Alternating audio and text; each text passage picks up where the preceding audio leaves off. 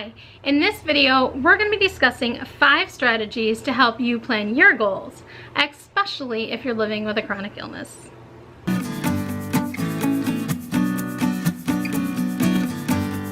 Hi, my name is Patty and welcome to my channel. I have been living with a chronic illness commonly known as lupus. I have had this disease for 25 years. I understand the struggles of feeling like you're on a never-ending roller coaster ride.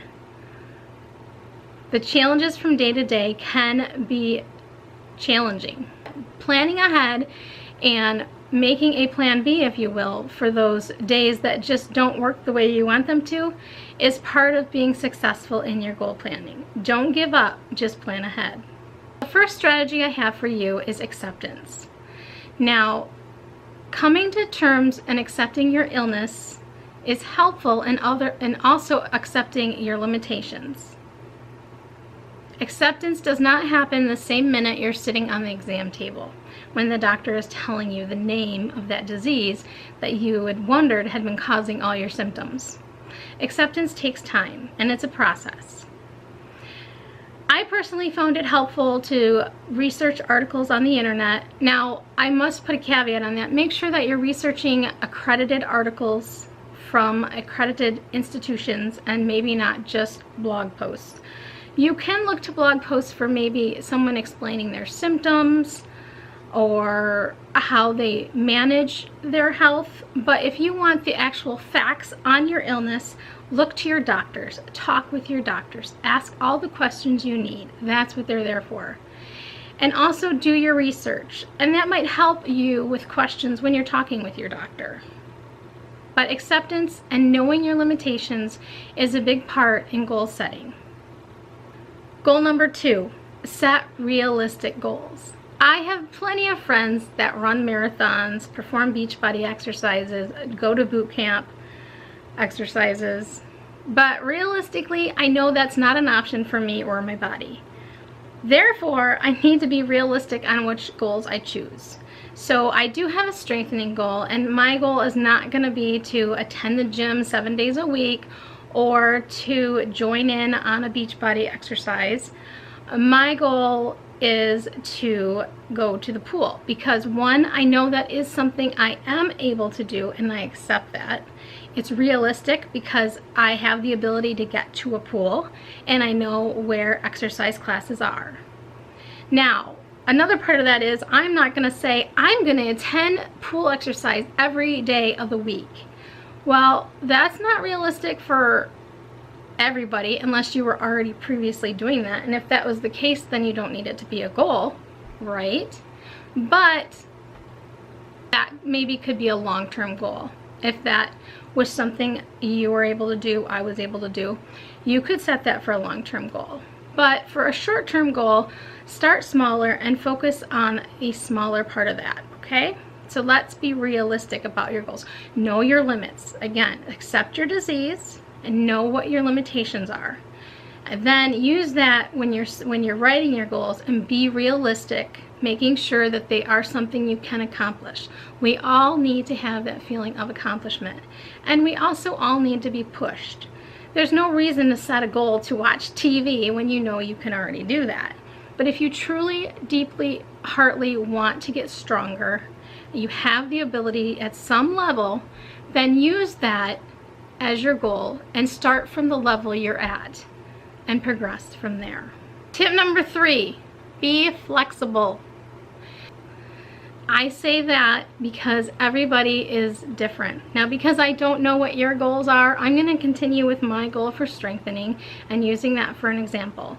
And since I don't know what your goals are, I can't use them. But if you are struggling, go ahead and leave a comment below and I will see what I can do to help you.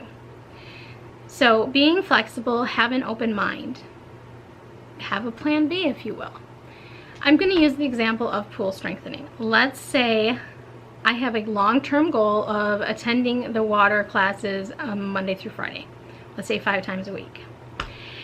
And let's say I'm going to break that down and I'm going to start with what I call a short-term goal, and I'm going to say I'm going to attend a water class 2 times a week for 30 minutes. with my ultimate goal being 5 times a week at 60 minutes. Kind of see where I'm breaking things down? So I'm going to attend the pool twice a week, starting at 30 minutes. And then as I get stronger, I can progress a little bit more time and then eventually add another day. Okay, but let's say life throws you a loop and something happens, your illness flares up, you have symptoms that you cannot reach whatever your goal is that you set. For my situation, let's say I cannot get to the pool, but it's my goal. Now I can either choose to quit, throw in the towel and go have a pity party, or I can have my plan B and say, okay, the heart of my goal is strengthening. I can't get to the pool, but there is something I can do. So I'm still gonna focus on strengthening, but I'm gonna be flexible. It's a bad day and I need to do strengthening from my bed because it's easier for me. So I would just start out slow and do what I can within my limitations and do strengthening from my bed. You feel like you're questioning if it's something you should or shouldn't be doing with whatever may be going on, call your doctor's office. I can't stress that enough.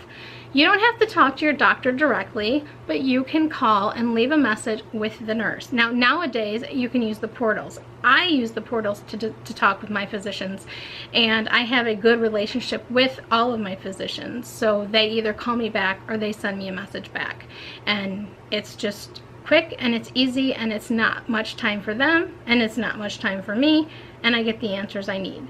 I don't know if that's something that you're able to do if you have access to a portal and you can leave a message for your doctor or the doctor's assistant that can talk with the doctor and get right back with you.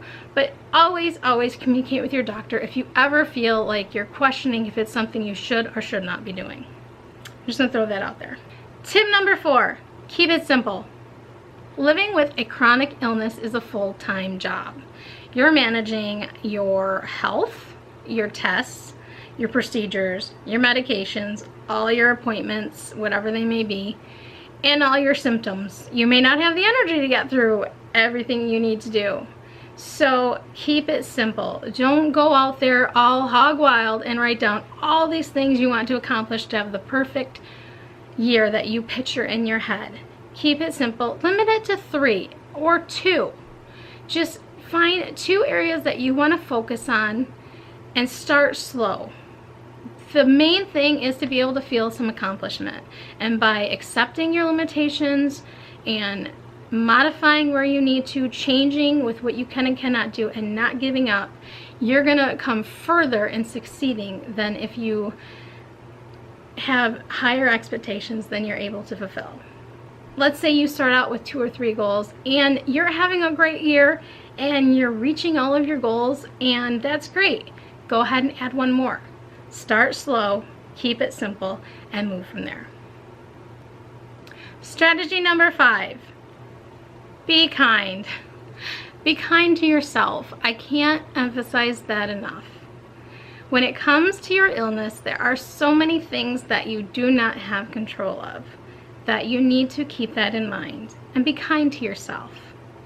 Hopefully, by giving you these strategies and setting some goals for yourself, you're giving yourself some sense of control. You cannot control what your body is doing, but you can control, 1, how you react to it, and 2, how you're going to handle it. Again, you can throw in the towel, have a pity party, binge watch Netflix and eat a box of chocolates, but that's not going to help you in the long run. Again, start with acceptance.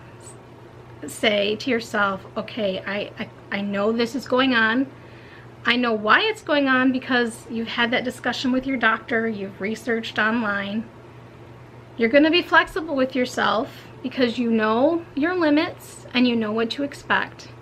And then you're going to modify where you're at, and you're going to change, and you're going to keep your goal, the heart of your goal, at focus, but you're going to change and modify to what you can do. You're still going to achieve your goals. You just need to be kind to yourself in that process. I really hope this helped all of you that are watching. And again, if there's questions that you're having a trouble with writing your goal, go ahead and leave a comment below. I would love to hear from you. If there's other videos you'd like to see on chronic illness, leave a comment below and I would do a video for you. I hope this video finds you well, and if you are looking for further or more detailed information, I do have a full blog post on this topic, and I will leave a link in the description box below. I'm going to ask one more favor of you. If you did find this helpful, please give it a thumbs up, and if you want to see more videos, hit that subscribe button. Have a great day, and Happy New Year!